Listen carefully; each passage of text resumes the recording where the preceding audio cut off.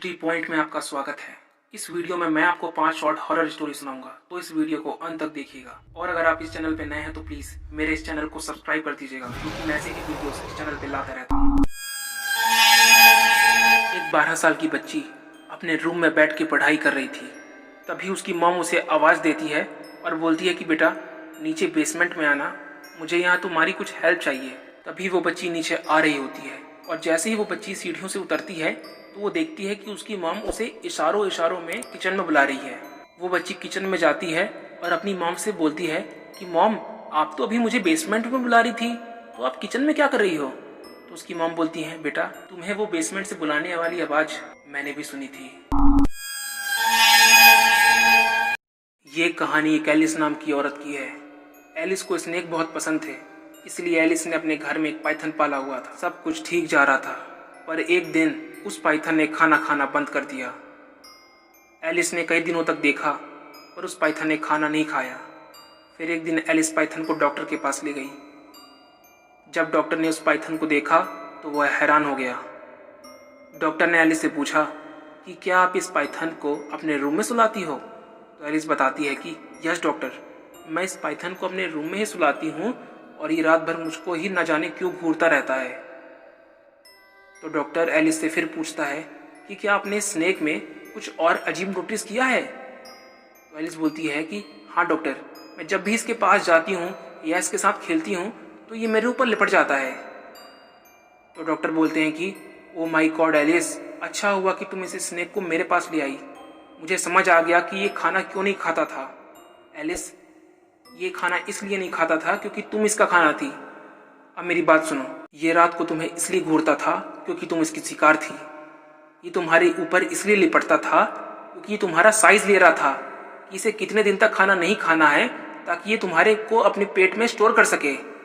ये सुन के एलिस बहुत डर जाती है। आधी रात को मेरी नींद खुली। मुझे ऐसा लगा कि किसी ने मुझे उठाया है, पर मैं तो अपने घर में अकेले रहता हूँ। मैंने घड़ी की ओर देखा तो मुझे पता चला कि टाइम 1:10 हो रहा है। तभी मुझे किसी के कदमों की आवाज सुनाई दी।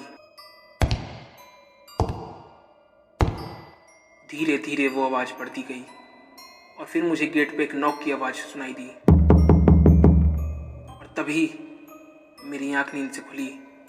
मुझे समझ में आया कि अब तक मैं सपना देख रहा था। टाइम जानने के लिए जैसे ही मैंने घड़ी की ओर देखा तो मुझे पता चला कि अभी भी 1:10 हो रहा है। और तभी मेरे गेट पे किसी ने।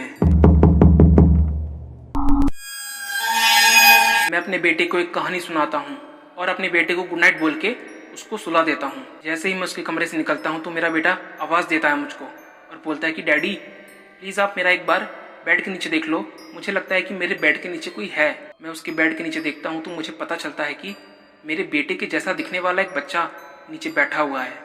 वो बच्चा मुझे कहता है कि डैडी आप अब तक ऊपर किसे कहानी सुना रहे थे? और तभी वो बच्चा रोने लगता है।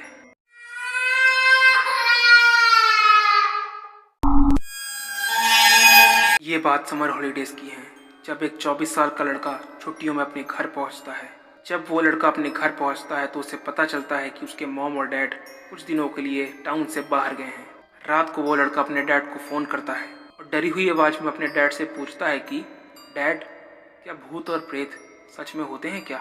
उसके डैड बोलते हैं कि नहीं बेटा, भूत और प्रेत सच में नहीं होते, ये बस लोगों का भ्रम है। पर तुम मुझसे इस समय ये सवाल पूछ क्यों रहे हो?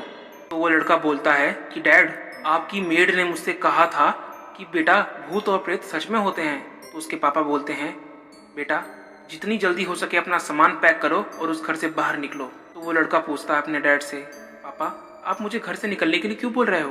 तो उसके डैड बोलते हैं, बेटा क्योंकि हमारे घर में कोई मेड नहीं है।